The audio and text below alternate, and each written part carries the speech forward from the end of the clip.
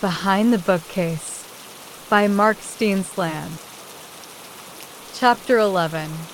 A Close Call. Balthazar, the head in the sling, said, "What are you doing out here?" "Looking for you, actually." "That's so?" "Yes." "What for?" "Jeb has finally gone off the deep end. He's locked me out of my cabin and won't let me in." "What's wrong with Lefty?" "I don't know. I think Jeb may have done something to him. He was trying to help me get back in. When I realized it was fruitless, we came looking for you. Then Lefty said he was tired and he just curled up like that." "Maybe I should have a look at him," the sentinel said, and started toward Lefty. Sarah reflexively backed up and held her breath. She realized only now that her heart was pounding fiercely, drumming in her ears.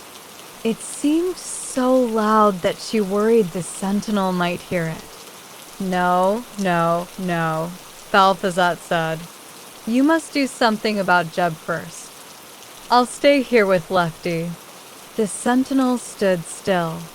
After a moment, he said, "All right," then started up the path toward the clearing and the cabin. Once he had vanished from sight, Lefty opened his fingers and Sarah crawled out of his palm. "Good work, Lefty," Balthazar said. "We must hurry now. They'll know I was lying in just a few minutes." Lefty got back to his feet, and the three of them continued along the path until they reached the Black Mountain. Sarah found the spot where she had fallen, then pointed up. "I think I came out of that hole there." Balthazar shook his head. "Of course you did," he said. He looked at Lefty. "Ironic, isn't it? All this time it was right in front of us." Lefty blinked at him. "What was right in front of you?" Sarah asked. "That hole you came through is called a breach. It's a crossover from here to there or from there to here, depending on which way you're going. There are supposed to be many of them all over Scritopia. I've been trying to find one for a very long time." "But why?" Sarah asked. "For the same reason that you think it's so much fun visiting here," Balthazar said. "I have always wanted to visit where you come from. That's why Lefty brought you to me and why I was so glad that he did. Because I hoped you could show me right to what I was searching for. And now you have. So let's hurry. We can't waste any more time. Pick me up, please." Sarah did as she was told. Lefty stepped up behind her and used his thumb and index finger to pick both her and Balthazar up and lift them onto a small ledge just below the breach. Balthazar jumped from her arms, scrambling into the mouth of the hole. He faced Sarah. "Can you make it?" he asked. "I think so, but what about Lefty? He can take care of himself. Come on now." Sarah looked back at Lefty. She was sad to leave him behind. She was afraid of what would happen to him because of the lies Balthazar had told the sentinel. She realized then that it would probably be worse for Jeb, since Balthazar had said he had done something bad when he really hadn't. But what could she do about it? Lefty could never fit inside the breach, and even if he could, a giant hand with an eye in the center of its palm was not the kind of thing she could say she found in the bushes outside her house. She lifted her hand and waved at him. He waved back, then turned away from the mountain and started into the forest. Sarah turned around and pulled herself up. It was very dark inside the hole, and she wished she had brought her flashlight. Then she remembered. She had. She quickly patted herself down, but the flashlight was gone. She moved to the edge of the hole and looked at the black sand below. She was almost sure she had dropped it when she had come through the first time. It was probably buried somewhere down there. "What's wrong?" Balthazar hissed. "I think my flashlight is down there." "Never mind that. There's no time. Besides, you could never climb back up without Lefty. Come on. I can see well enough to guide us. Just hold on to my tail." Sarah did as she was told. The inside of the hole was as smooth as it was dark. They moved quickly and soon lost even the feeble light from Scatopia behind them. Sarah felt the tunnel angling upward, and then she saw faint yellow light ahead of them. "That's it," she said. "That must be my room." Balthazar continued climbing until they came to a wooden ledge. Sarah lifted Balthazar onto the floor beyond the ledge, then hoisted herself up. Sure enough, they were inside the secret room behind the bookcase. Sarah was greatly relieved. Balthazar, on the other hand, was so excited he darted right past the bookcase into her room without her. Sarah followed him quickly. When she saw her room again, there was something strange about it, as strange as the forest of shadows had appeared to her when she'd first seen it. She looked around, trying to find anything familiar, but it all seemed different. "I can't very well do this myself," Balthazar said, and Sarah saw that he was standing with his front paws on the middle shelf of the bookcase. She giggled, then used her feet to push the bookcase back into the wall. When she was sure it was all the way in, she got up and checked the edges with her fingers. Satisfied, she took off her slippers and flopped onto her bed. She hadn't realized how tired she was until now. "You can't go to sleep yet," Balthazar whispered. "You need to open the window so I can get into the bushes in the morning and you can find me." Sarah gasped. "Oh, no," she said. "What is it now?" Balthazar asked. "We're on the second floor." Balthazar sighed. "Let's have a look." Sarah unlatched the window over her bed and pushed it up. She and Balthazar peered into the darkness. The ground was too far away, she was sure. "Oh," Balthazar said. "That's nothing." "Really?"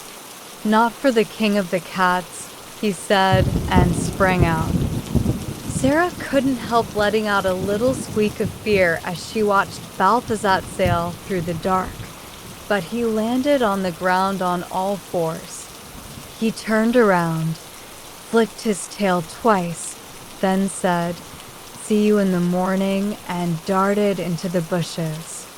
Her mouth still open in surprise, Sarah pulled her head back in, then closed the window and dropped her head to her pillow. Before she knew it, she was asleep. Chapter 12. Soul's Midnight. Sarah was in court, standing in front of a desk behind which was a huge four-armed man in a black robe and one of those white wigs that looked like carpet. "Guilty," he shouted, and banged his gavel down on the desk. Sarah shook her head, confused. She didn't understand how she had gotten here, let alone what she was guilty of. But she said, and the judge cut her off by banging the gavel down again. "Guilty." Sarah turned around, hoping to find someone who could help her. She was happy to see her parents and Billy sitting on a long bench. They were dressed in black clothes, as if they were going to a funeral. Her mother even had on one of those hats with a net that covered the face. "Mom?" Sarah said. When her mother tried to say something, the judge banged his gavel down a third time and shouted, "Guilty." Sarah faced him, frustrated and angry. "Stop banging that thing," she yelled. But the judge didn't stop. Instead, he banged the gavel down again and again and again. Sarah reached up to plug her ears with both hands and nearly fell out of bed. She wasn't in court at all. It had just been a dream. But where was she? One thing she knew for certain: she wasn't in her bedroom. If she had been, she would have been looking at the horse posters she had on the ceiling over her bed. But the ceiling here was white and full of cracks. All at once she remembered she was in Grandma Winnie's house. And then the rest of it came to her, the trip to Scritopia, bringing Balthazar back, watching him hop out the window. Had that all been a dream, too, she wondered? But before she could answer her own question, the banging came again, louder than ever. It seemed to be coming from downstairs. She looked at the clock. It was exactly 3 a.m. What could Mom and Dad be doing at this hour? Throwing the covers back, Sarah got out of bed, turned on the light, and hurried to the door. She opened it a crack and peered into the hallway. She was glad to see that Billy's door was closed. He could sleep through anything, and she didn't feel like dealing with him right now. "I'm telling you it's not the pipes," she heard her father say, his voice thick with sleep. "It's someone at the door." At this hour, her mom replied, "They'll wake the children." "I know," Dad said. Too afraid to go back to bed, Sarah ran down the stairs as fast as she could. "What's going on?" she asked. Mom and Dad looked at her. "Go back to bed," her mom said. The banging sounded again, and this time they all faced the front door together. Dad tied his robe closed angrily and stomped to the door.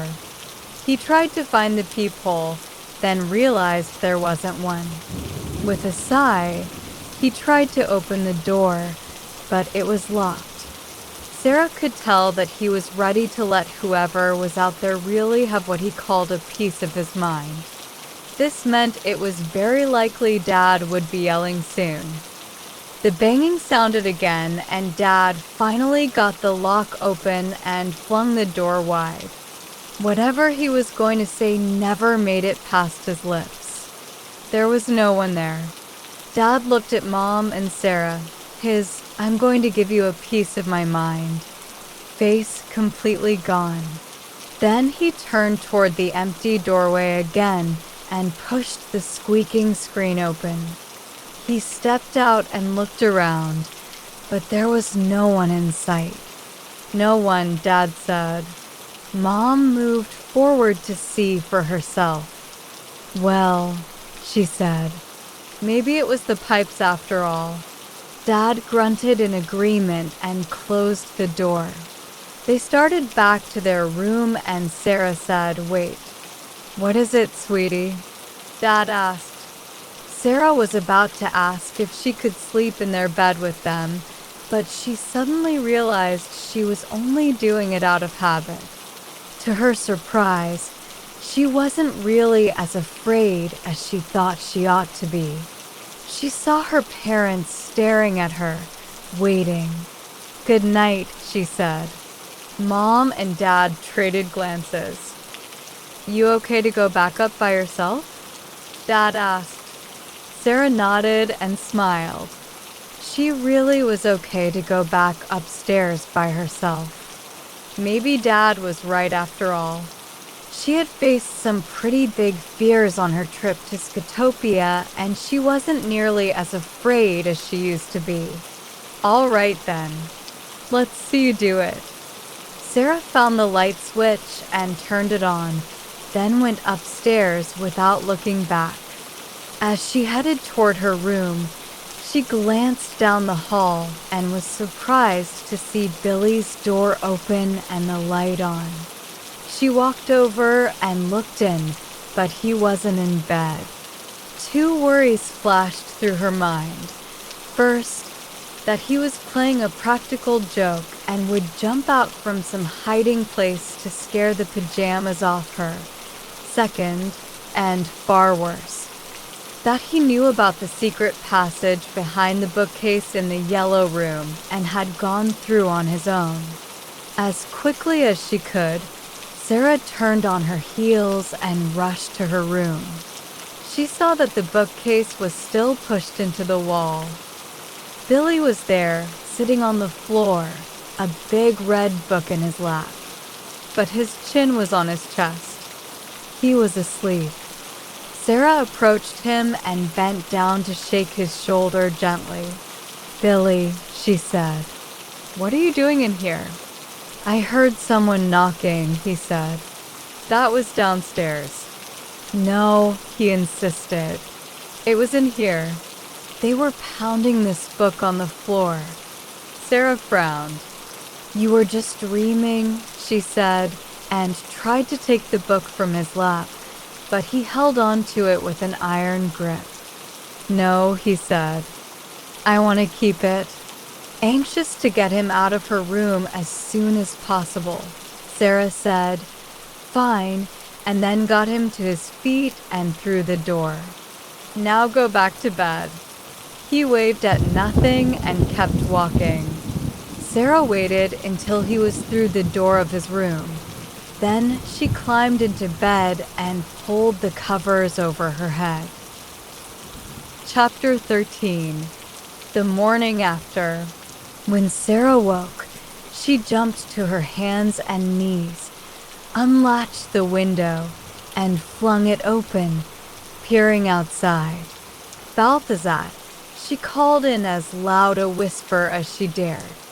For a long moment, she heard only suburban silence, a car passing on the street, a dog barking, some kids yelling. "Balthazar," she called again, less certain this time. But then she saw him in the bushes below, looking up at her. He meowed loudly, and she got out of bed, put on her slippers, and ran downstairs. As she streaked through the kitchen to the back door, Dad lowered his paper and said, "Hey, where do you think you're going?" "Outside." "Not while you're still in your pajamas." "But Dad, I think I heard a cat out there." He sounded like he was in trouble. Dad looked out the window into the backyard. "All right," he said, "but let me come with you." "No," Sarah said. "I can do it." "I know you can. With my help." Dad folded his paper and put it down. He took one more sip of coffee, then got to his feet and went outside with her. Sarah hurried down the steps onto the grass and turned left. She stopped at the bushes in front of the fence and kissed the air as loudly as she could. "Here, kitty, kitty," she called. Balthazar answered with a loud meow, and Dad stepped forward quickly. "Wait a second," he said as he pushed the bushes apart. "Let me pick it up. We don't know how friendly it is, and I don't want you to get scratched." He reached down carefully and grabbed Balthazar by the scruff of his neck. The cat froze so stiffly, Sarah thought he looked like a stuffed toy. Once Dad had Balthazar out of the bushes, he set him on the porch and patted his head. "I wonder who he belongs to." "He doesn't have a collar," Sarah said, as if she had just noticed this. "So he must not belong to anybody." "That's not necessarily true," Dad said. "Lots of people don't put collars on their cats." "Why not?" "Cats like to explore bushes and small places. The collar might get caught on something and the cat could be stuck." "Do you think he belonged to Grandma?" Dad shook his head. "I don't think so." "Can we keep him?" "No, honey. We have to find out if he belongs to someone." How?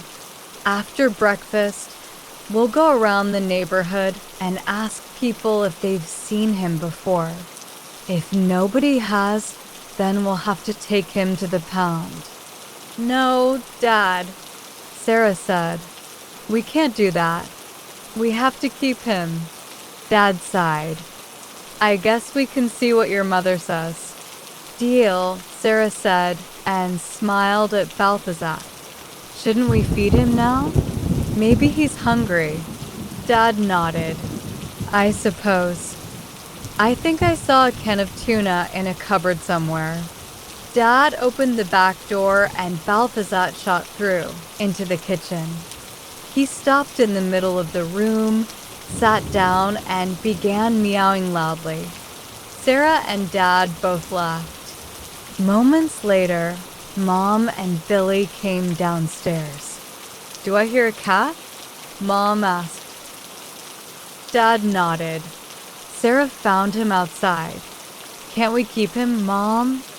Sarah asked. Please? I don't know if that's a good idea. Just while we're here. Mom and Dad exchanged knowing glances. Perhaps they knew that when it was time to go back to California, Sarah would no doubt beg for the cat to come with them. I guess, Mom said. Dad explained how they planned to ask around the neighborhood first to see if the cat belonged to anyone. Mom agreed that was a good idea. Billy came over and knelt down next to Sarah. What's his name? He asked. Balthazar, Sarah said without thinking. Balthazar looked at her and his eyes went wide.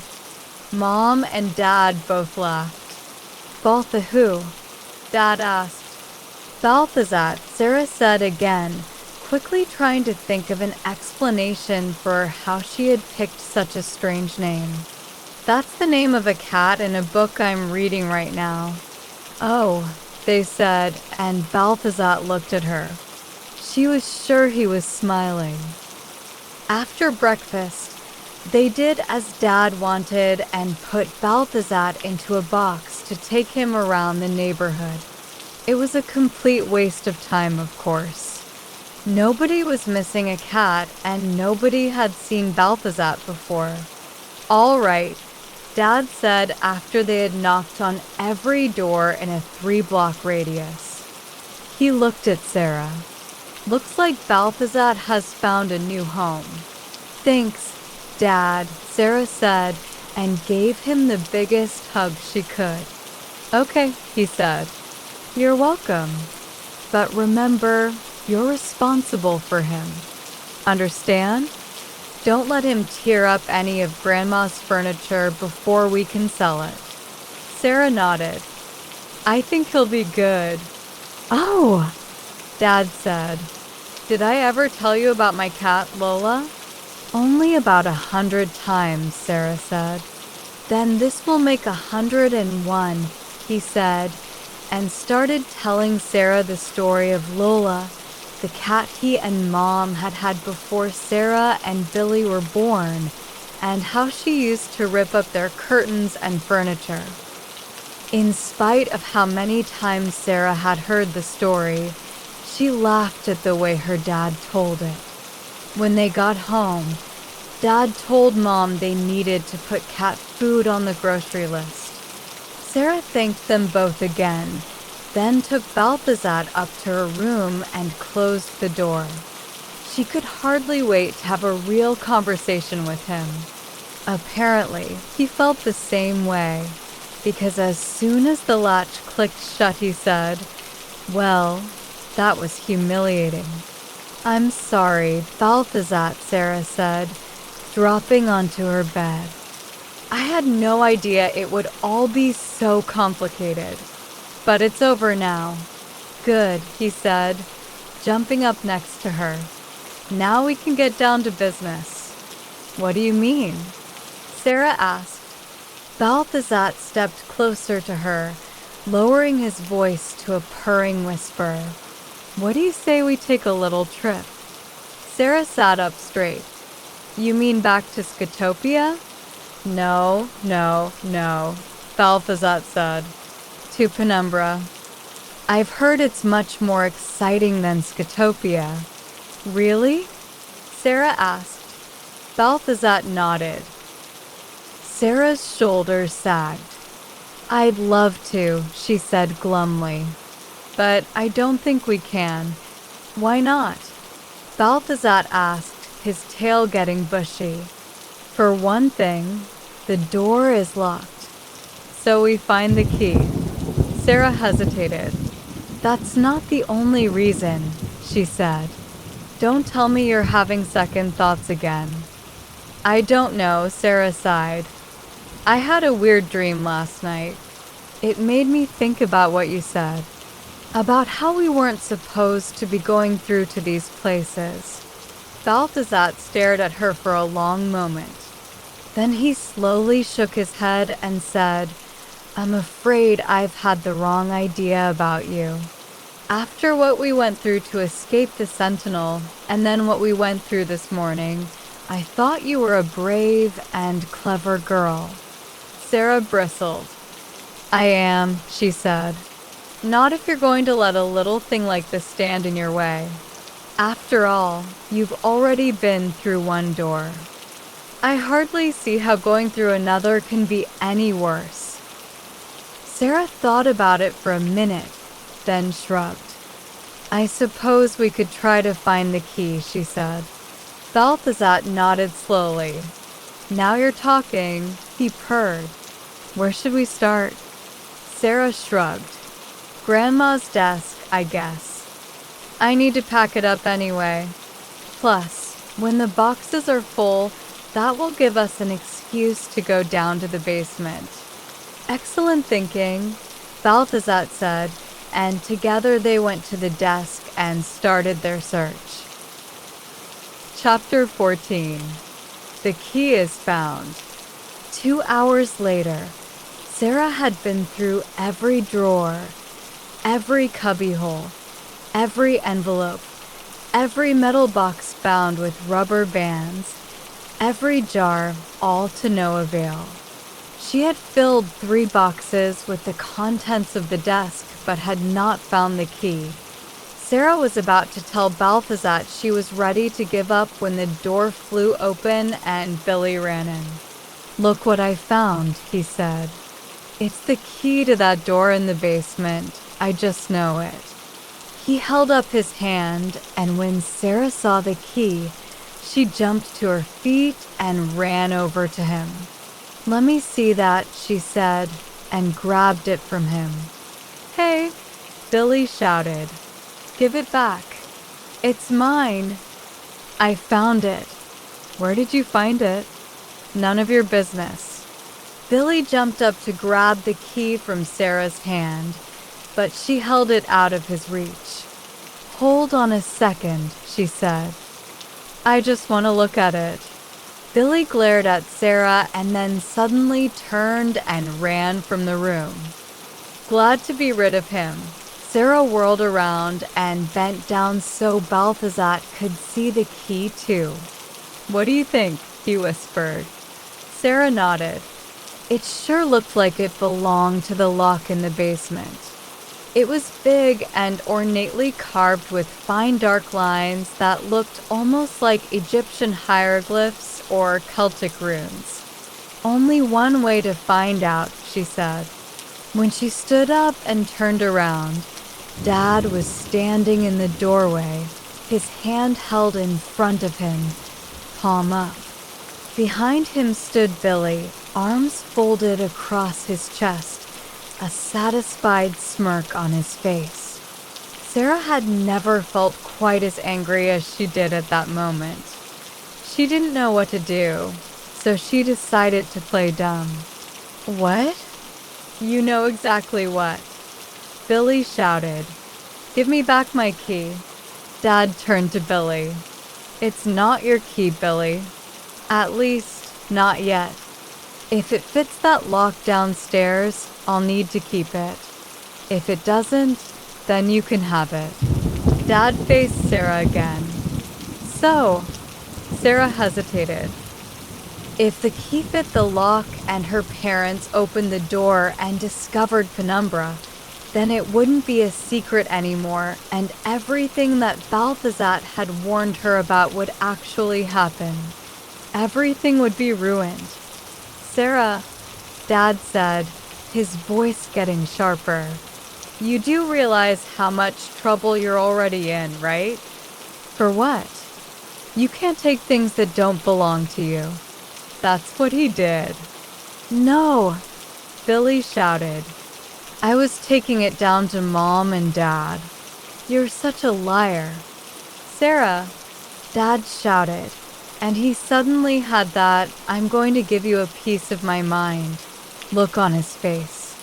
Realizing she had no choice, Sarah started to bring the key out from behind her back when Balthazar leaped through the air and scratched her arm. She shrieked in pain and dropped the key. It clattered to the floor and slid to a stop in front of Billy. But before he could bend over and pick it up, Balthazar hissed at him. Billy jumped away. Even Dad took a step backward. Then, like a dog, Balthazar picked the key up in his mouth and ran out of the room. What the? Dad said. Hey, Billy yelled. Come back here. Then he ran after the cat.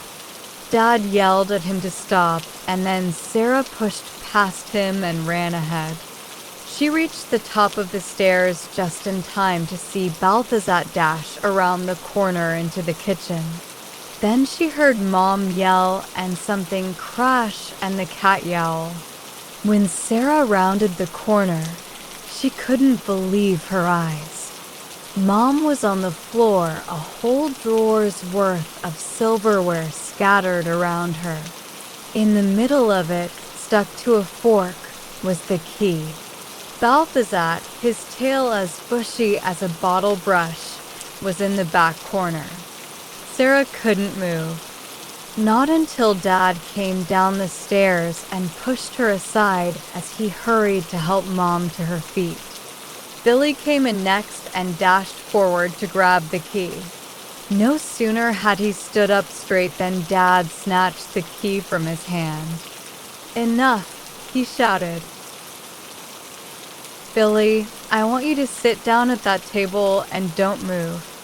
Sarah, I want you to go upstairs and stay in your room until lunch. What? Don't make it any worse than it already is. Come on, Balthazar, she said. No, Dad said. You go to your room alone. And I am having serious second thoughts about keeping this cat here for even one more day. But Dad, Sarah pleaded. That does it, Dad said, shouting louder. Now you can stay in your room until dinner. Sarah stared at Balthazar, but he looked away. She looked at Billy, but he just stuck his tongue out at her. She opened her mouth to tell Dad what he had done, then decided she should quit while she was ahead. She didn't want to get in more trouble. She hung her head, then went up to her bedroom and closed the door. She flopped onto her bed, and as she stared at the ceiling, it occurred to her how long it had been since she had been in trouble like this. She started to get angry. First with Billy because he was so annoying. Then with herself for taking the key and then talking back to her dad. If only she had waited, she probably could have traded Billy something for it and avoided the whole scene. Then she got mad at her dad for making her punishment so severe. Dinner was hours away, and then she realized she was even mad at Balthazar. This was really all his fault. Some friend he is, she thought. This simply wasn't fair. And then, all at once, she realized it didn't matter. She didn't have to stay in her room if she didn't want to. Not when the door to Scatopia was right behind her bookcase. She sat up and smiled. Yeah, she whispered. Once she was there, she could find Lefty. She was sure he could take care of her and hide her from the sentinels. Maybe she could even go to Balthazar's cabin and see if Jeb could take care of her, if he was still there. And if he wasn't, maybe she could take over the cabin. After all, without her help, Balthazar couldn't go home.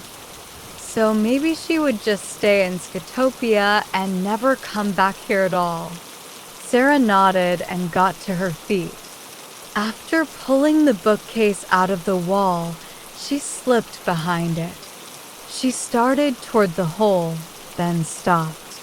If anyone came into her room now, they would see the bookcase open and Scritopia wouldn't be a secret anymore. Sarah went back and carefully pulled the bookcase into the wall behind her. Once she was sure it was tight, she went to the wooden ledge and jumped into the darkness. Chapter 15. Back to Scritopia. Sarah was ready for the drop this time and managed to stay awake even as she fell onto the black sand and rolled over.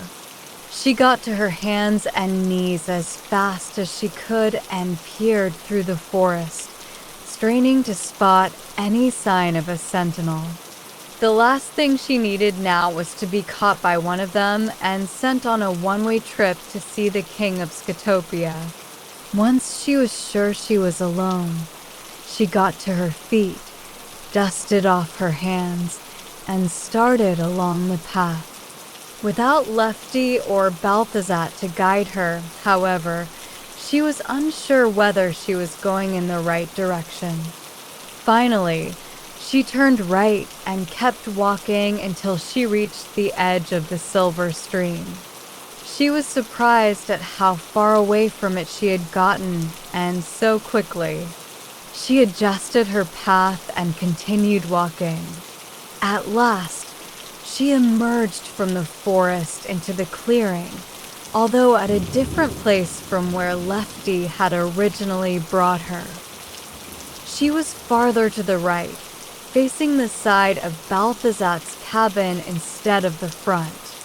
She was eager to reach the cabin, but she was afraid that perhaps the sentinel was still there.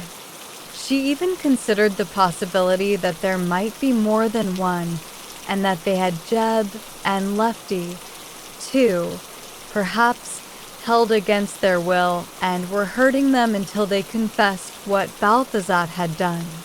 She crouched down as she neared the cabin, hoping to get close enough for a look through the side window before she went to the door. Sure enough, she saw the sentinel and Lefty inside the cabin. To her surprise, however, the sentinel wasn't hurting Lefty. In fact, they were sitting in front of the fire together.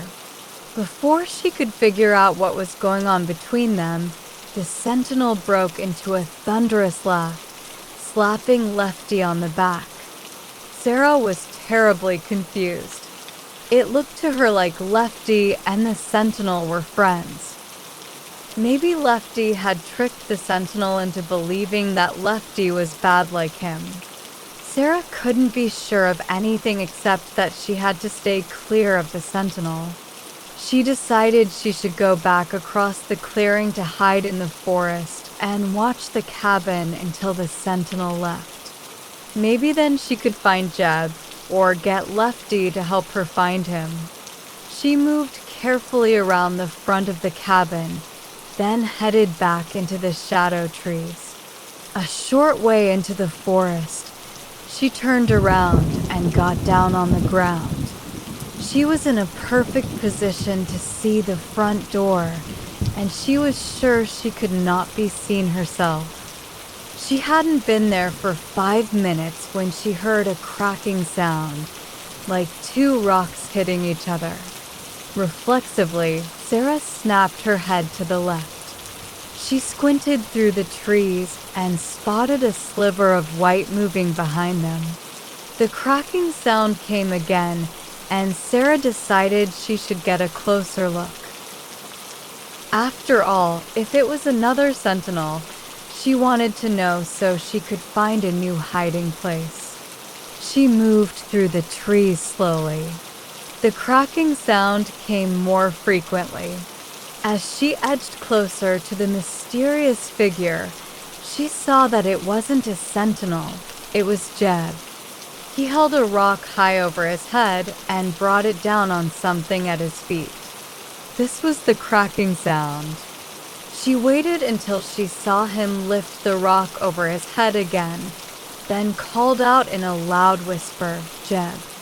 Jeb was so startled he nearly dropped the rock on his own head. He whipped around and squinted at the trees. Sarah lifted her hand and stepped out. "Hi," she said. Jeb's face, the half he had, anyway, went limp and he dropped the rock. "What are you doing here?" he said. Did his plan work already? Sarah took another step forward. "So you can talk?" "Of course I can talk," Jeb said, and turned away as if suddenly remembering what he looked like. "I'm just not the kind of thing you want to look at for too long." "That's not true," Sarah said. "Besides, if you don't let people look at you, how do you expect to look at them?" Jeb faced her slowly. "You didn't answer my question. Did his plan work already?"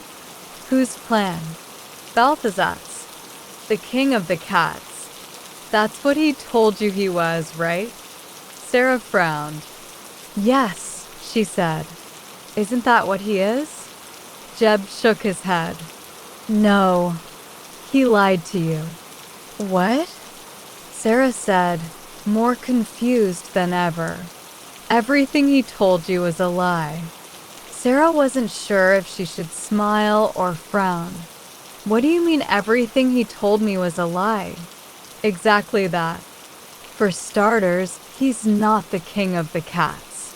"Then who is he?" "The king of Scritopia." "Don't be silly," Sarah said.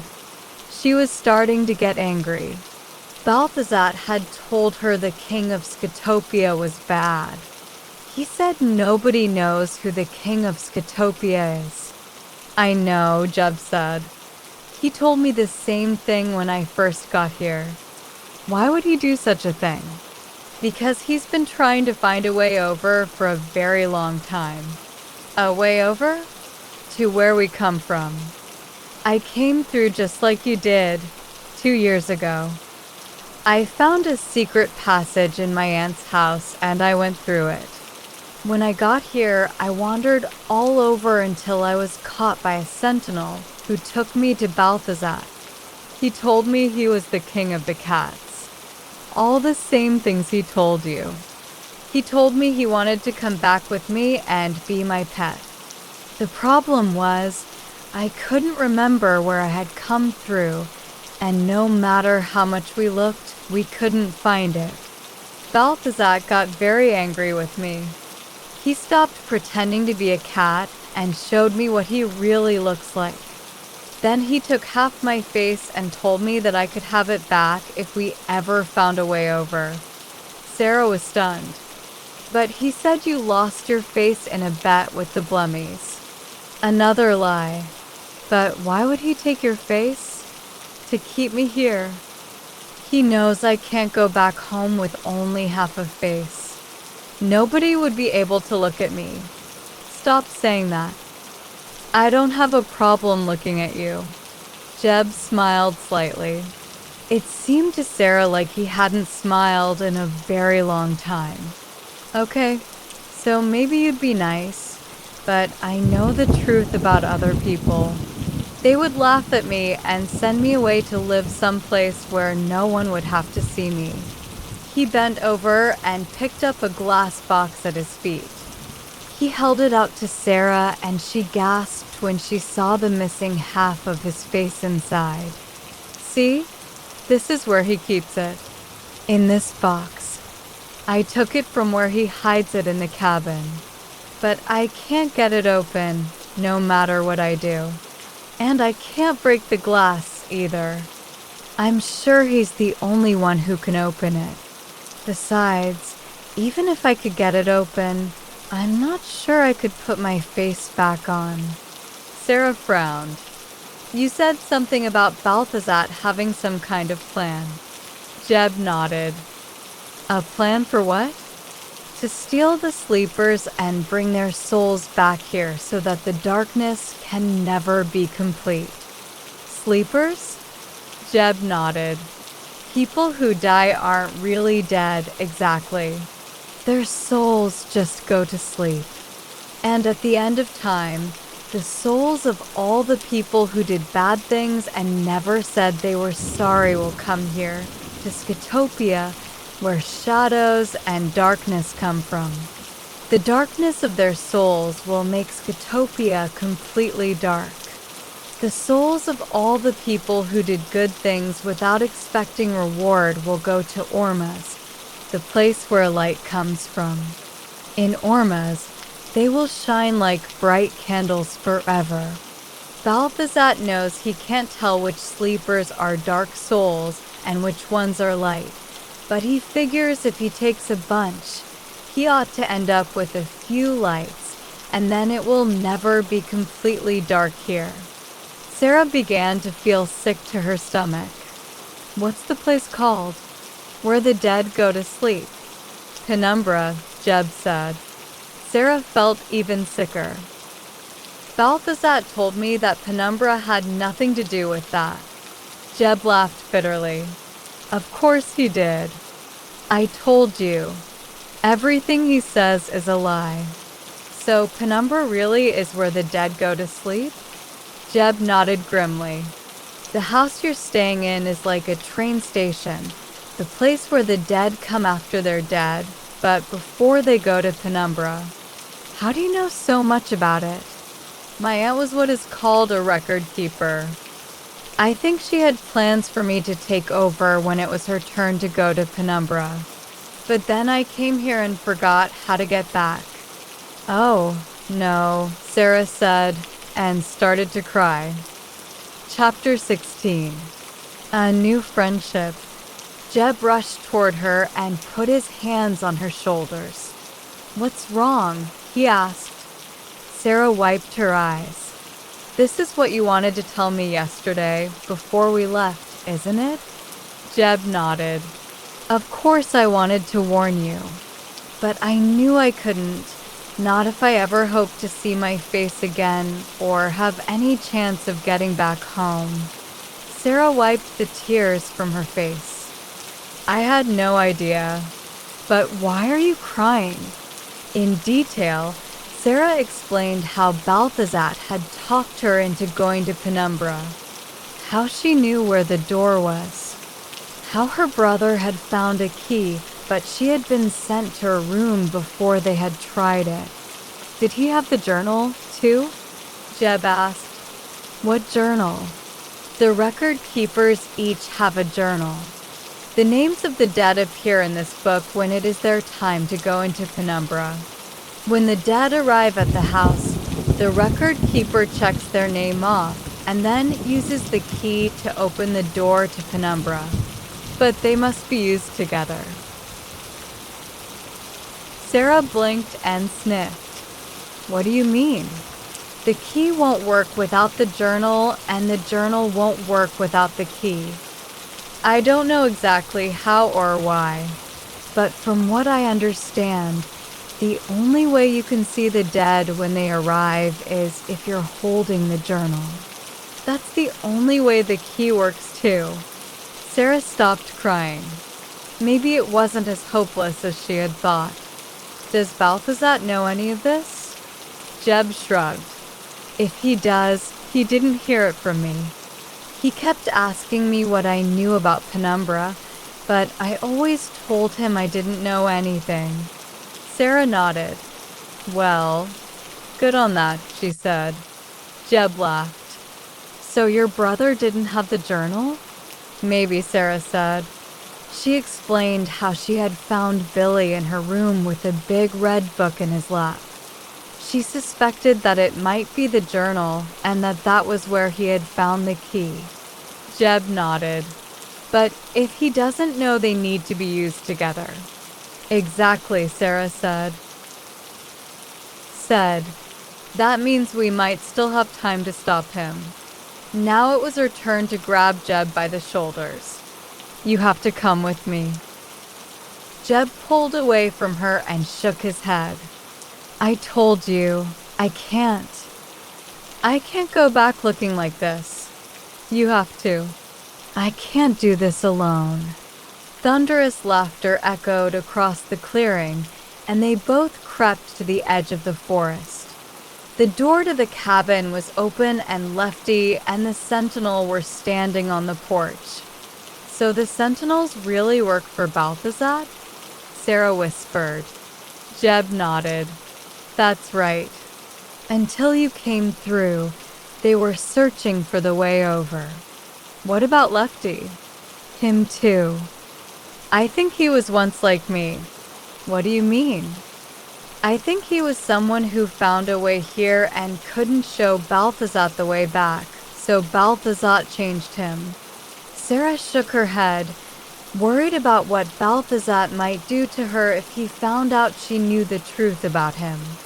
That whole routine where Lefty hid you from the sentinel was just a trick to make you think he saved you from something bad. You know about that? I told you. Everything he did to you, he did to me first. Except show me what he really looks like, Sarah said. You can be thankful for that, Jeb said. I am, Sarah said. And I'm thankful I came back here and found you. She looked in Jeb's eye. You've saved me, you know. Do you understand? Jeb smiled for the second time and nodded. Yes. Sarah smiled back. Good, she said. Then you'll do it? Come with me and help me finish what I've started? Help me set things right? Jeb nodded. They looked back toward the cabin where the sentinel and Lefty still stood on the porch. Come on, she whispered to Jeb. We better get moving. There's no telling how long they'll stay there. Sarah got up and started back through the forest toward the Black Mountain. Only when they reached the breach did Sarah remember that they couldn't get up without Lefty's help. She looked at Jeb. What do we do now? She said. Here, Jeb said, locking his fingers together to give her a boost. But then you can't come with me. We don't really have a choice, do we? Now hurry, before the sentinel or Lefty finds us. Sarah threw her arms around Jeb and hugged him tightly. I'll stop Balthazar, and I'll make him give you back your face. I promise. Hurry up, Jeb said, and pulled out of Sarah's hug. She lifted her foot and put it into his hands. He boosted her up high, but her fingers still couldn't reach the ledge. Not high enough, she said. Hold on, he said, and grabbed her legs, pushing them up until he could get one foot in each hand. He pushed her up higher and higher. Her fingers stretched out farther and farther until she finally got hold of the ledge and pulled herself up. She sighed and collapsed onto the ledge, then looked back down into the forest. Her smile disappeared when she saw Lefty and the sentinel coming through the forest toward the mountain. Hurry, Jeb, she whispered. They're coming. Run. Jeb waved and took off as fast as he could, his feet kicking up black sand as he zigzagged through the trees. Sarah started to climb into the hole, but then noticed that Jeb had left his face behind. The glass box was on the sand near the trunk of a tree. She looked up. Jeb was so far away now that she would have to yell for him to hear her. But if she yelled, Lefty and the sentinel would hear her. She knew she couldn't let Jeb lose his face forever, so without thinking about it another moment, she jumped down from the ledge. Chapter 17. Balthazar Tries Again. Billy was feeling especially pleased with himself. Not only did he have something that Sarah wanted, the key, but she had gotten in big trouble and he hadn't. He knew he wasn't supposed to be happy when people got in trouble, but Sarah didn't count. She was so mean to him all the time, and Mom and Dad hardly ever noticed. She really deserved to get punished more than she did. Now he was in the basement with his parents, watching his dad put the key in the big lock on the door. When it slid right in, Dad looked at Mom and smiled. "Wouldn't that be something?" he said, and turned the key. But nothing happened. It just spun around and around. Dad took the key out. "Oh, well," he said. "It was worth a try." Mom nodded. "So now I can have it?" Billy asked. "If it's okay with your mother," Dad said. Mom nodded, took the key from Dad and faced Billy. "Want me to tie it on a string for you? Then you can wear it around your neck." Billy nodded, and they all started upstairs. "Why don't you call a locksmith?" Mom suggested. "Bolt cutters will be a heck of a lot cheaper. Just seems a shame to cut that big old lock." Dad shrugged as they went into the kitchen. "Where's the phone book?" "I need to find a hardware store." Billy perked up. He liked the hardware store. There were all kinds of neat things to look at. "Can I go with you?" he asked. "If Mom doesn't need you here." "That's fine," Mom said. "But I need a few things too." She found some string and tied the key to it. Then she put it around Billy's neck. He couldn't wait for Sarah to see it. Imagining her reaction made him smile. Dad came in from the front room with the phone book in his hand. "Do you have a list?" "Right here," Mom said. She picked a slip of paper up from the counter and gave it to him. Dad glanced over it quickly. "All right." He turned to Billy. "Just give me a few minutes to see if Grandma had any of this stuff in the garage, and then we'll go." "Okay, partner." Billy nodded and they went outside. Dad headed to the garage and hoisted the door while Billy walked to the hammock and jumped in. As he swung back and forth, he picked up the key and held it between his fingers, staring at it. It really was cool. So dark and old, with tiny little scratches that Mom had said was called engraving on it in a knotted design. "I wonder what it goes to?" Billy whispered to himself. And then he heard a voice say, "The door in the basement." Billy blinked and looked around. Through the back window, he could see his mom in the kitchen, taking things down from the shelves. So he said, "Dad?" Dad poked his head around the side of the garage. "Yeah? Did you say something?" Dad shook his head. "Oh," Billy said, and Dad went back into the garage. "Not your dad," the voice whispered again. "Me." Billy sat up and looked around again, but he couldn't see anyone. Down here, the voice whispered, and Billy looked at the row of bushes behind the hammock. All he could see was Balthazar poking his head through. "Balthazar," he said. "Sure," the cat said. "Please try to keep calm." Billy gulped. "But you're a cat." "More than that," said Balthazar. "I am the king of the cats. But cats can't talk." "Obviously we can." "Mom," Billy yelled in his loudest, "I just fell off my bike, and I think I broke my arm," voice.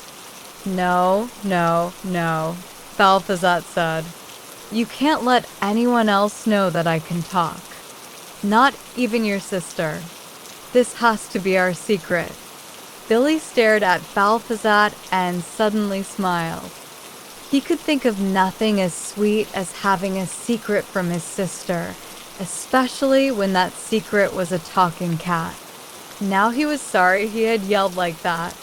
The back door opened and Mom came out. "What is it, honey?" "What's wrong?" she called to him. Billy looked at her. "Nothing." "What do you mean, nothing? You sounded like you really hurt yourself or something."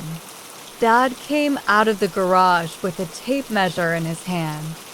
"I'll say. Tell her you thought you saw a big spider," Balthazar whispered. "But everything's okay now." "I thought I saw a big spider," Billy said. "But everything's okay now." "Oh," Mom said, and went back inside. Dad went with her.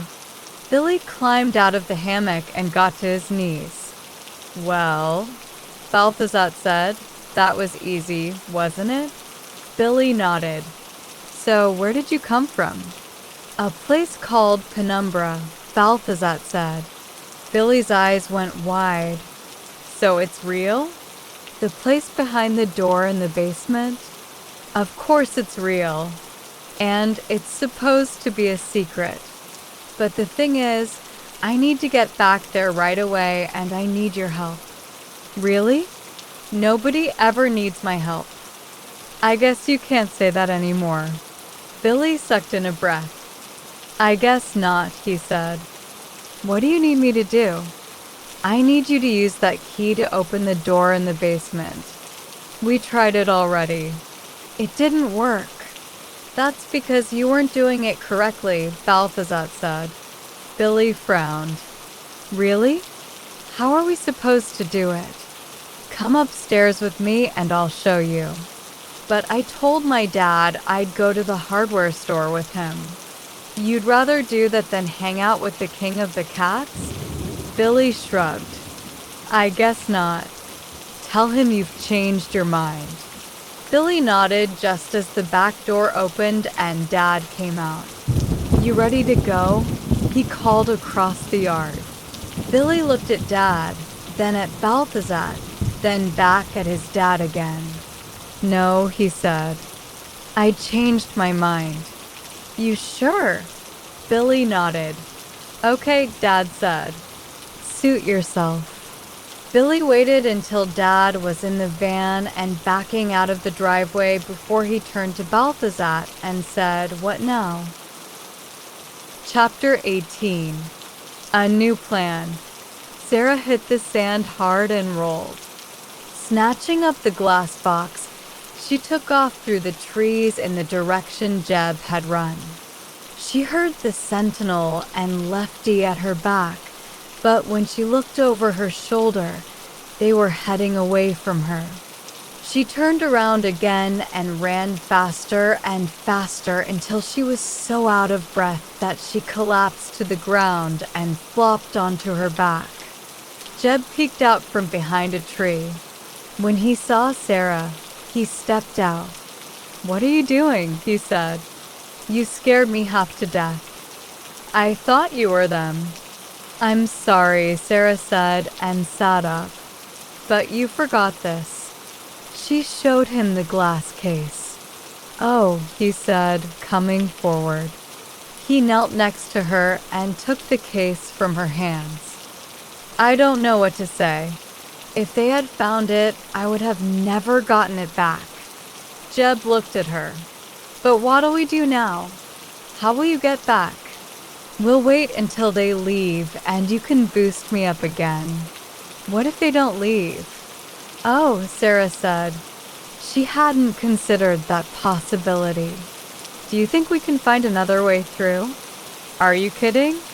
Balthazar and the sentinels never have." "What about the one you came through? Couldn't we find that one?" Jeb shrugged. "Maybe. We have to try," Sarah said. "Come on."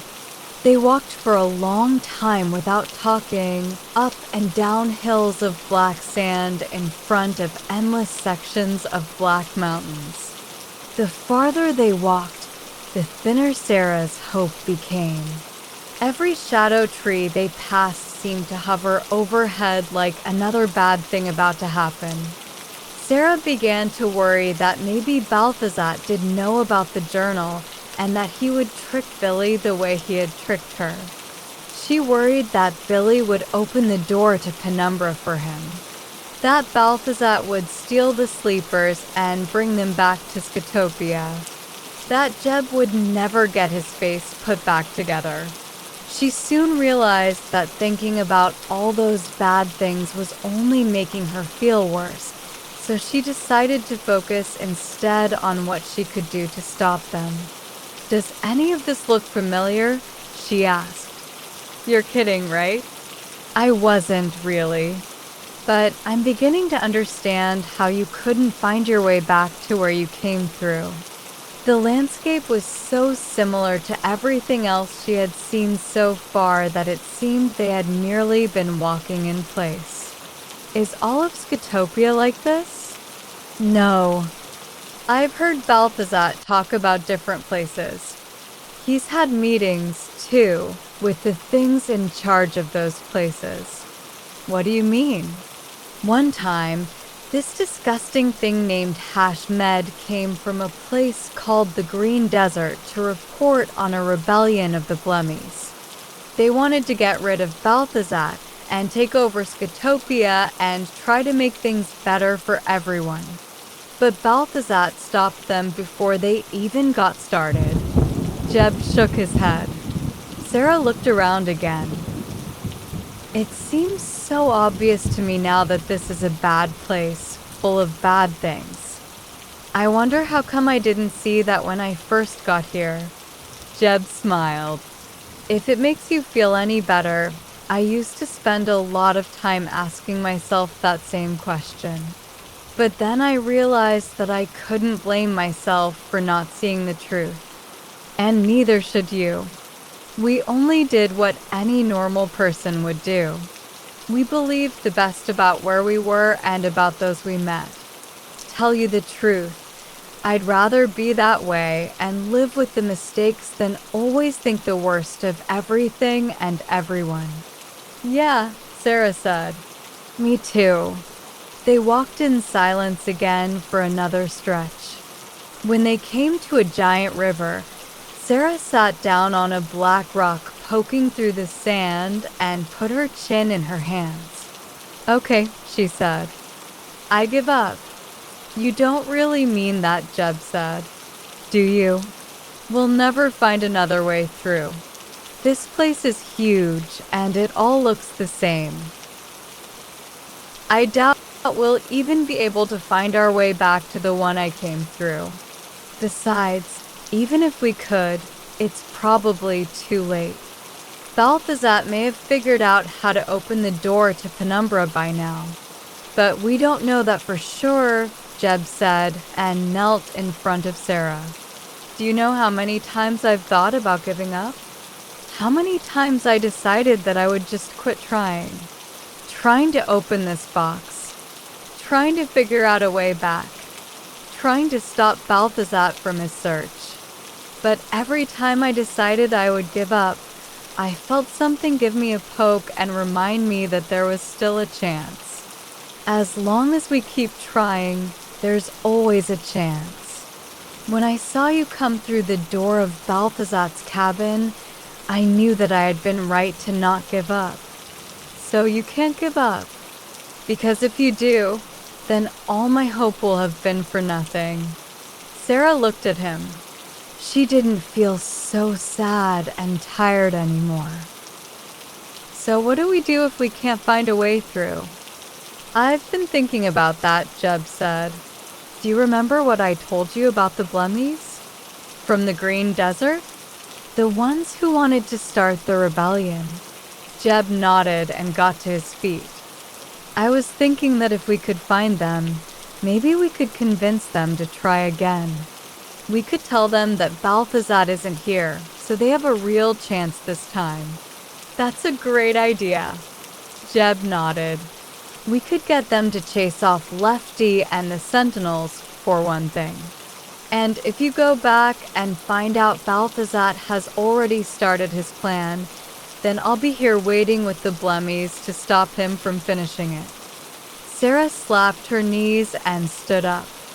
"So do you have any idea how we get to the Green Desert?" "Sure," Jeb said. "All we have to do is..." He stopped talking, but his mouth stayed open and then his eye went blank. It seemed to Sarah that he wasn't looking at her anymore, but behind her. "Jeb," she said. "What's wrong?" "I forgot." "Forgot what?" He lifted his finger and pointed. "About him." Chapter 19. Meet Mr. Ink. Sarah slowly turned around. For a long moment, she couldn't make sense of what she was seeing.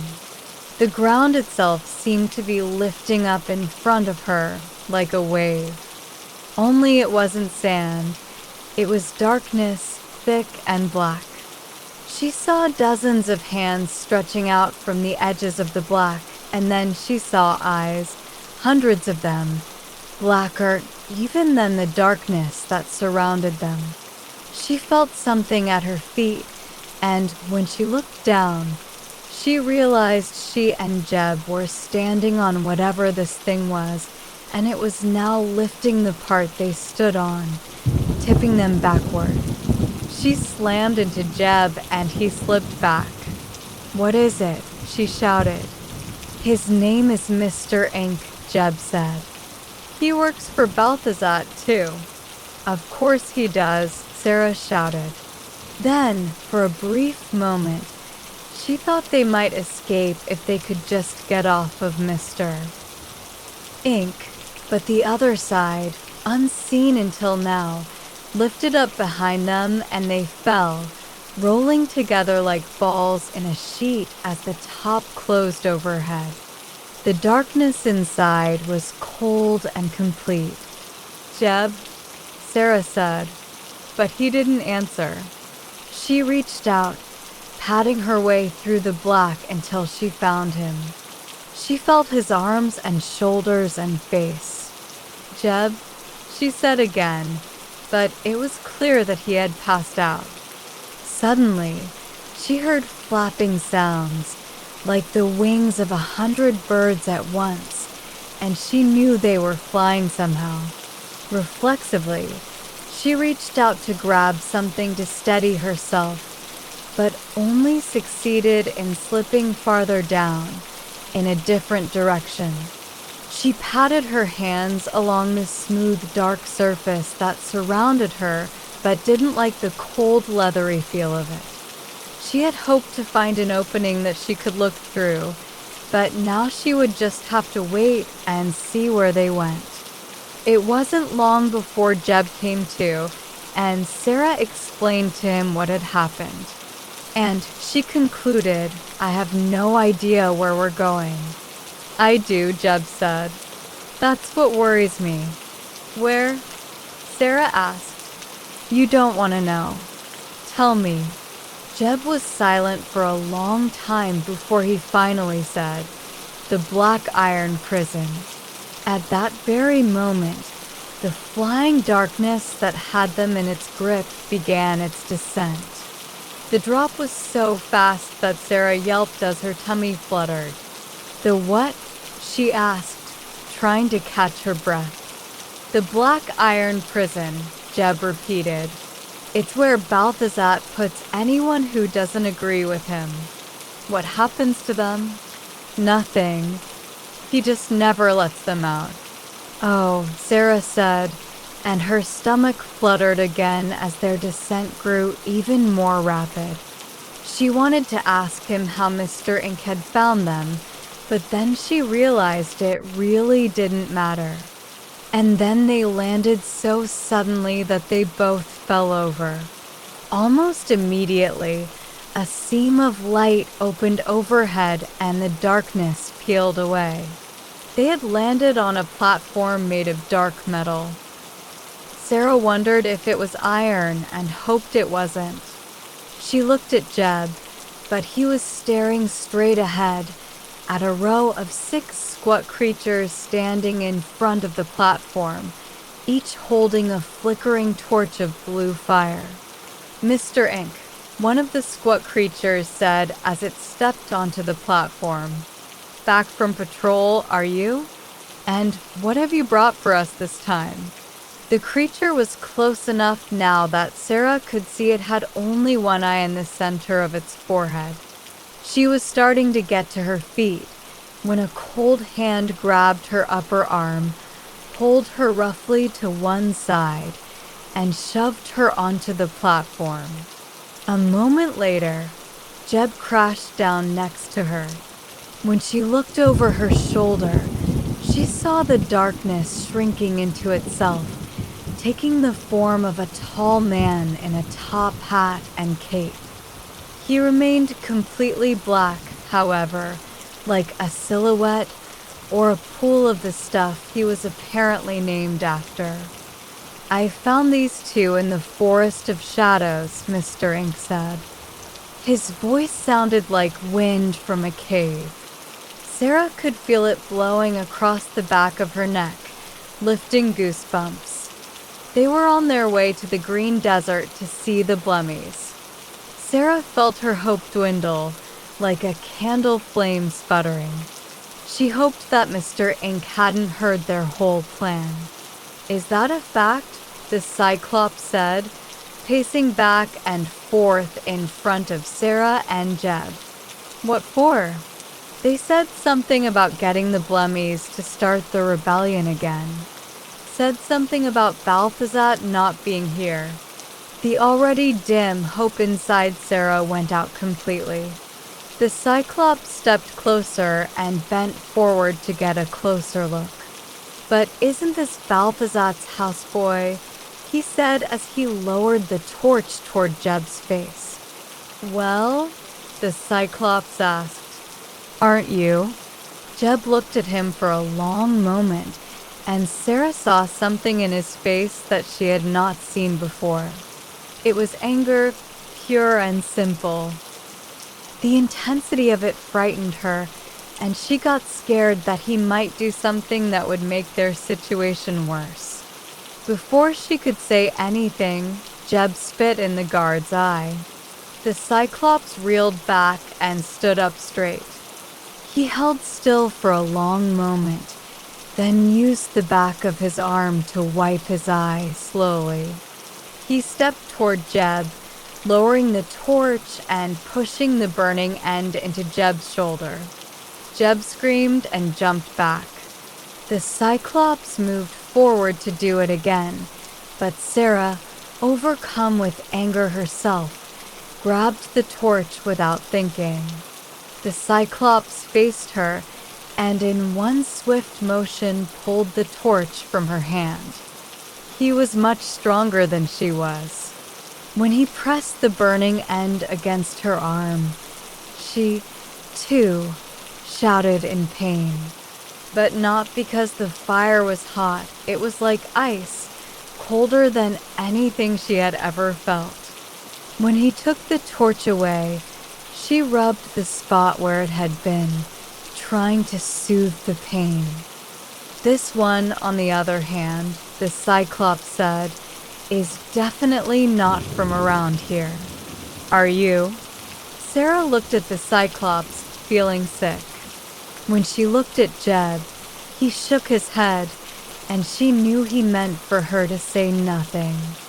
"So that's how it's going to be, huh?" the Cyclops said. "All right, take them away. Put them in the blue suite. I'll make them talk later. After dinner, perhaps."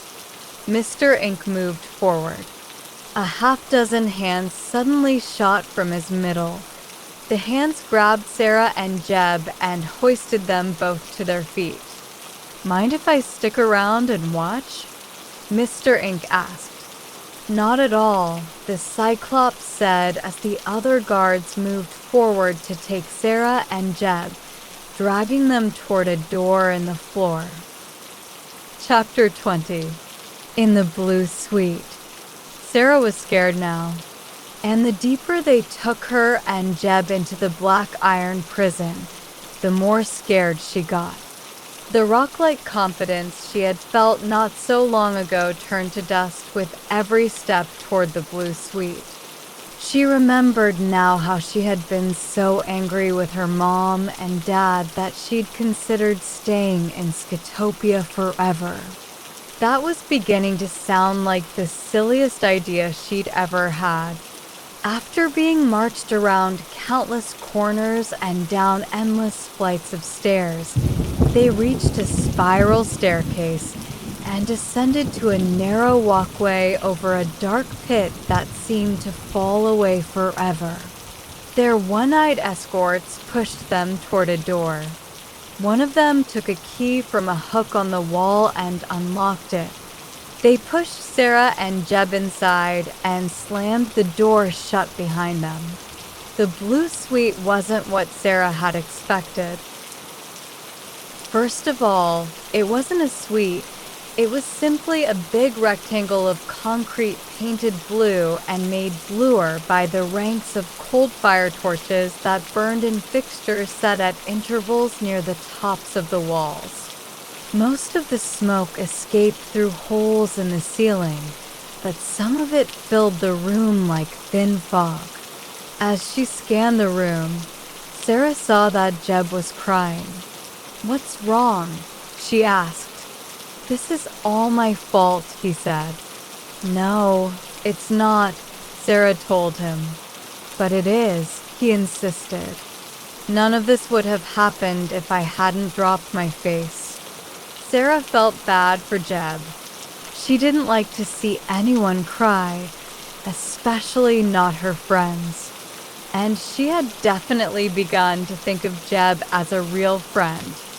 Wanting nothing more than to make him feel better, she said, "That's not true." Jeb sniffed.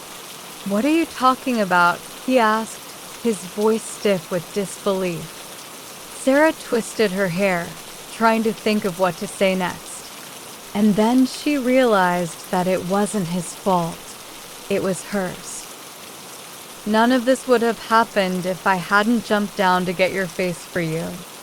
So if you want to know the truth, this is really my fault. But that still doesn't get us out of here." Jeb sniffed again and wiped his eye. He began to smile as he understood what she was saying. "You're right. I guess it doesn't really matter whose fault it is. We need to find a way out." "Here, here," a voice called from the darkness, and Sarah and Jeb both jumped and faced forward. "Who's there?" Sarah said, fear returning to her chest like a bird to its nest. A black shape formed in the thin smoke, and for a terrible moment, Sarah thought Mr. Ink had somehow joined them in the blue suite. Without really thinking, Sarah grabbed Jeb's hand just as a man stepped out of the shadows. Sarah was only slightly relieved to see that it was not Mr. Ink. This man was dressed in old-fashioned clothes, like an actor from a movie with cowboys in it. His pants were dark gray and his jacket had thin stripes and two long parts that hung off the back like tails. His shirt had frills at the cuffs and under his neck. His hair was black and slicked back, and he had a mustache that looked like handlebars on a bicycle. "My name is Edgar," he said. "Edgar Merton. Born in New York City. Presently of San Francisco. How about you too?" Sarah suddenly realized she was holding Jeb's hand and quickly let go of it. She hoped he hadn't noticed. When she looked at him, she saw that he wasn't paying attention to her at all. He was staring at Edgar. "You're Edgar," Jeb said. Edgar nodded. "The Edgar." Edgar laughed. "If by that you mean am I the only Edgar in this place, then I would have to answer in the affirmative." Jeb smiled at Sarah. "This is Edgar. The Edgar." Sarah frowned. She could tell Jeb was very excited, but she had no idea why. "I don't get it," she said. "I've heard Balthazar talk about him." "You have?" Edgar asked, surprised. Jeb nodded. "He threatened me once. Said he would put me in the blue suite, just like he'd done with you." Edgar smiled crookedly. "And here I thought he'd forgotten all about me. You're like us, right? You came over from the other side. A long time ago. Long before me." Jeb faced Sarah. "Just look at him. What year was it when you came over?" "It was 1883, Edgar said. Now it was Sarah's turn to express disbelief. "In 1883, she said, frowning. "But how can that be? You shouldn't still be alive." "Normally, that would be true," Edgar said. "However, before I became a, how shall I say, more permanent resident here, I had the opportunity to go back and forth several times. I discovered that as long as you are here, time stands still for you back on the other side. When I went back, it was as if I had only just stepped through." Sarah thought about this for a long time. If what Edgar said was true, then things weren't really as bad as she had imagined. She looked at Jeb and they both smiled. Obviously, he was reaching the same conclusion. "So it really isn't too late," she said, "because it's still right before lunch back in my room. And it will be as long as I stay here." "There is one exception, however," Edgar said. "What is it?" Sarah asked. "It's just a theory, but I think this only works when you go back through exactly the same way you came." "That makes sense," Jeb said. "Your tunnel would lead back to 1883 and Sarah's would lead back to her present." Edgar nodded. "Wait a second," Sarah said, now remembering all the stuff about cause and effect from science class. "If my coming over here means time has stopped back there, what if something from here went back over there with me?" Edgar's face darkened. "That's what Balthazar has been trying to do for a very long time," he said. "That's why I'm here, in fact. Because I refuse to show him where I came through."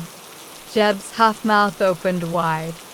"You mean you actually remember where you came through?" "Of course. I spent a good deal of time mapping Scatopia before one of the sentinels caught me and brought me to Balthazar." Edgar's eyes grew distant, as if he was looking not at Sarah or Jeb or the walls around them, but into his own memories. "He was so sweet at first, telling me how he was the king of the cats, giving me good food to eat, and that nice warm fire to sit by in his cozy cabin." Sarah didn't feel so bad now. Yes, Balthazar had tricked her and Jeb, but he had tricked Edgar as well, and Edgar seemed like a very smart man. Edgar's eyes grew still more distant as he continued remembering. "It didn't take me long to start seeing stars." He waved his hand through the air in front of him as though drawing a giant banner. Edgar and his amazing talking cat. He faced Sarah and Jeb. "I told Balthazar that what he had here was nothing compared with what he could have back where I was from. He would be a star like nothing the world had ever seen. He refused at first, telling me he wasn't allowed to leave here because of his duties and so forth. But I persisted, working as hard as I could to convince him to come back with me." Edgar lowered his head grimly. "Huh, how terribly ironic it all seems now." "I don't understand," Sarah said. "If Balthazar wanted to go back with you, why would he refuse?" Edgar shook his head, as if shaking off all the memories that were crashing in on him. To trick me, of course. To make me think it was my idea to take him back. To throw me off the scent of what he was really up to. Edgar sighed. And it would have worked except that I saw his true form just before we left. Jeb gasped and his eyes went wide. Edgar noticed and smiled sadly. You've seen it, too? Jeb nodded. I panicked when I saw it, Edgar said. He wasn't a cat at all. He was a monster. And I knew then that it was all a trick. All a lie. That he was using me to find a way through to the other side. By then it was too late for me to turn back. If I did, he would have known I knew the truth. So I pretended I hadn't seen his real face. And then I pretended to forget where I had come through. After we returned to his cabin, I sneaked out, hoping I could escape and never return. But he was watching. The sentinels caught me. They took me back to Balthazar, and he demanded that I tell him the way through. Then one of the sentinels found the map I had made. I barely managed to get it away from him before he could give it to Balthazar. What did you do with it? I ate it, Edgar said, laughing. It was the only way I could be sure that he couldn't get it. After that, he brought me here and said he would let me go only if I recreated the map for him. Sarah and Jeb looked at each other. Neither one of them knew what to say. Finally, Sarah turned back to Edgar. You still haven't answered my question. You mean about whether or not time stops if something went back over with you? Edgar said. Sarah nodded sheepishly. Is this a hypothetical question? What does that mean? She asked. Hypothetical means it hasn't happened yet. Oh, Sarah said. Then I'm afraid this isn't a hypothetical question. Balthazar tricked me. I never saw his true form. I took him to the other side. Oh, dear, Edgar said. But then you came back? Sarah nodded. Oh, double dear. I don't know what that does to my time theory. What do you mean? Just that I'm afraid. I don't really know. I would guess that with each of you where you aren't supposed to be, time would continue normally on both sides. Which means it is too late, Sarah said, and suddenly sagged. It was worse than she wanted to admit. Worst of all, this was more her fault than she had imagined. Not just because she had jumped down to save Jeb's face for him, but because she had come to Scatopia in the first place. Maybe, Jeb said, but maybe Balthazar hasn't gotten to your brother yet. Maybe they don't even know about the journal. The journal? Edgar said.